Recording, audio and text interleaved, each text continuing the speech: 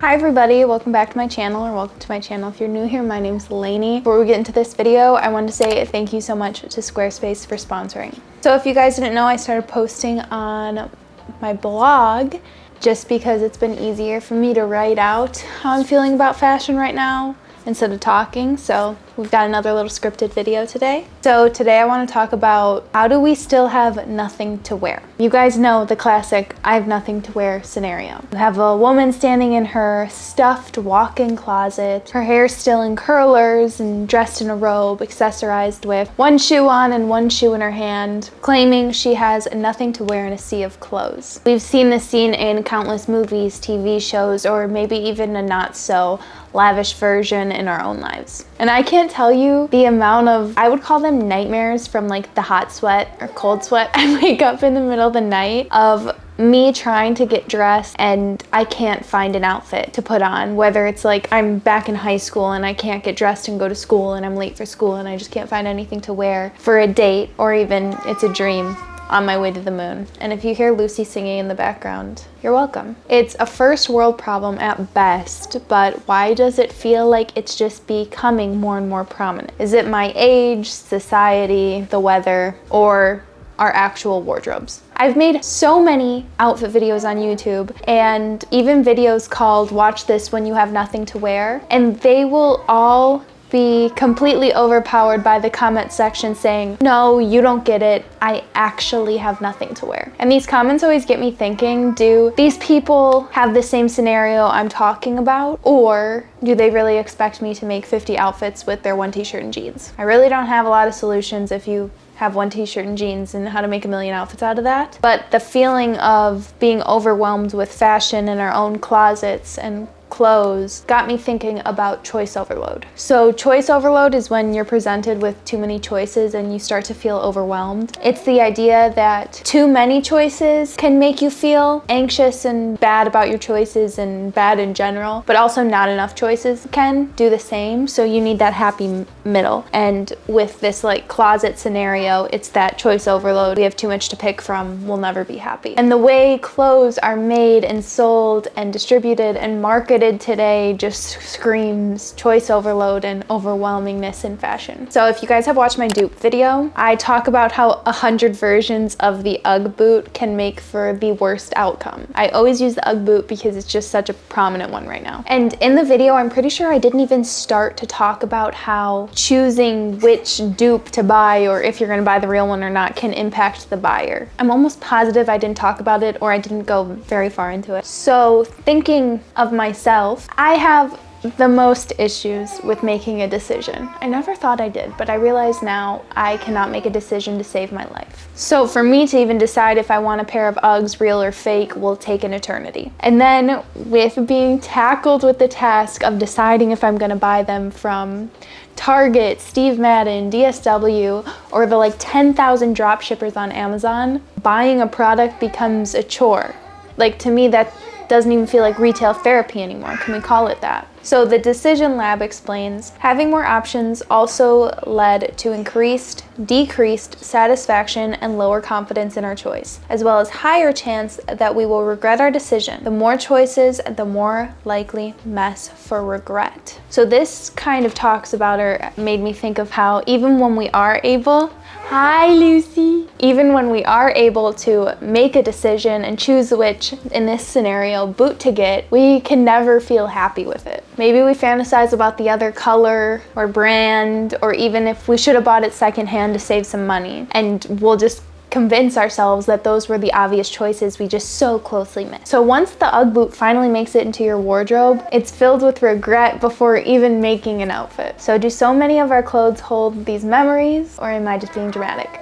So I don't really suffer from having regret in my own closet, I don't think. But I do suffer from not even being able to make the choice to begin with. You guys, if you watch my channel, know I'm a pretty conscious shopper. On my YouTube channel, I try to promote buying secondhand, not participating in every trend, and when you do purchase something fast fashion, that it's something you're really thinking about and that will stay in your wardrobe for a long time. So when I finally decide that I want to bring an item into my closet, that should be that, and the choice is made. But it's not. I'm not one to decide something as easy as I want the UGG boot. I'm more of a I want a white blouse with puffy sleeves and square neckline type of shopper. So you guys know that I'm basically a pro when it comes to Google searching these type of items and using the Google shopping feature and finding exactly what I'm just like describing that doesn't exist. It's where Google knows me too well and will show me 1,000 versions of exactly what I want, and has been showing me for the past week because they already knew that I wanted it. My search page will be flooded with perfect white blouses with puffy sleeves and a square neckline.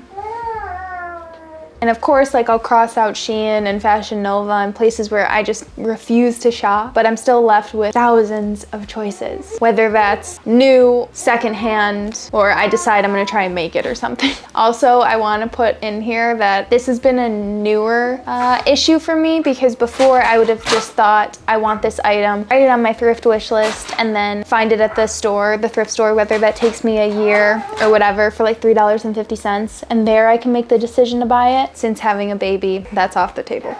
I'm gonna need a better mic. And I really don't want this to sound like I'm complaining, because I'm not. Most of the time, actually all the time when I do these videos, it's really not even me complaining, it's just kind of ranting and an observation. Because having all these choices at your fingertips can be an amazing thing. But after all these choices and decisions that I would have to make to purchase my white blouse with puff sleeves and a square neckline, I decide to buy nothing. It's funny how all this capitalism makes me have like a personal non-capitalistic practice. That's what I said. How did I write it? How does so much capitalism turn into less personal capitalistic practice? Sometimes I just have to read off the script. So I know this isn't the case for everyone, and I'm so sick of talking crap about TikTok because it's honestly so boring to me now. So I'll say, if you scroll through any social media platform, which is still true, you will see, you know, countless people in their walk-in closets, in their stuffed bedrooms, clothes flooded on the floor, their massive hauls, just clothes, more. People still saying, and these people still saying, they have nothing to wear and having to shop again for an occasion, or shop again because they have nothing in their closet. The choice overload is coming from their own rooms. I think, and I actually know, that this is where capsule wardrobes come into play and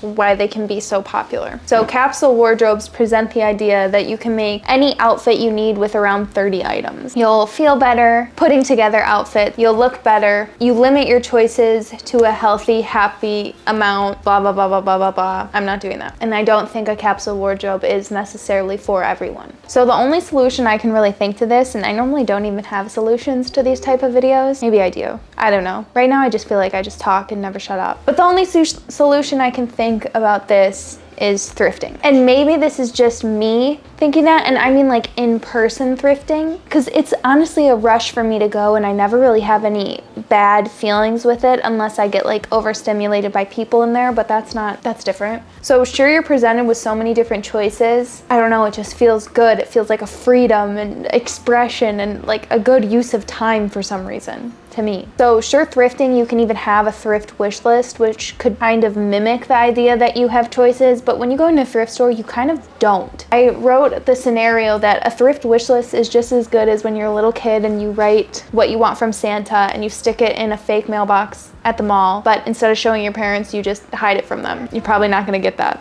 You go in and you have to decide like which rack to start at or where you want to look, but each item is a one of one, and will you find better later? It's like having a more limited amount of time makes for better decisions. If you have all the time in the world of shopping online, you can make bad decisions, but then also, you know, when people do like drops and things sell out so fast, you'll probably make a bad decision online too. I don't know, there's this happy medium, and then you have to weigh in price and everything like that. All of it goes into, will you be satisfied with your purchase? But with thrifting, you're there now, and the piece could be gone by the time you come back. It's a simple yes or no. And I could keep going on why thrifting is the best, but I feel like if you want more of that, just watch any other video on my channel. All I talk about is thrifting, whether it's thrifting trends, basics, expensive stuff, cheap stuff, whatever you want. Thrifting's the best. And I don't know. I guess that's kind of where the video ends, because it's a weird thing, and I want to know how you guys feel about it. And I feel like it's a niche thing too. It's obviously comes with so much privilege to have like all these choices, and I don't want to act like that's not a thing. And it's not even like, oh my God, you have so much money, you could buy everything and your life's so hard. I think it's different for everyone. Obviously, we all have budgets. I wanted to make sure I said that and not act like I don't realize that's a thing. Even if you shop on like Shein or secondhand solely, you're still presented with so many options at like a cheap price. Or do you fall in the same category as me where you just end up not buying anything? Which, again, like I said, it could be a good thing. Yeah, I should have wrote a better conclusion, but I didn't. That's it for this video. If you guys want to read my script for this video or share it in a written way because somebody doesn't want to watch YouTube or whatever, you can check out my Squarespace. I'm going to be posting my blogs there, hopefully like once a week, maybe twice a month. If you guys haven't heard of Squarespace before, it's an all-in-one platform for building your brand and growing your business online. Stand out with a beautiful website, engage with your audience, and sell anything, your products, content you create, and even your time. So right now I'm going to be using my Squarespace as a blogging platform, which I'm so excited about. You can create a community on your Squarespace website with a fully integrated commenting system that supports threaded comments, replies, and likes. And I can't wait to communicate with you guys on there as well. Squarespace's powerful blogging tools to categorize, share, and schedule your posts too. Something that was always so important to me is connecting my social media accounts. Display posts from your social profiles on your website, automatically push website content to your favorite social media channels so your followers can share it too. And for anything that I start posting on my blog that maybe I don't also share on my YouTube, I can add a mailing list. Get the right messages to the right people, collect email addresses through your website, and send subscribers the information they care about most with a unique mailing list. Go to squarespace.com for a free trial, and when you're ready to launch, go to squarespace.com/Lainey for 10% off your first purchase of a website or domain. And that's it for this video. Make sure to like, comment, and subscribe if you want to, and I'll see you guys in a few days. Bye.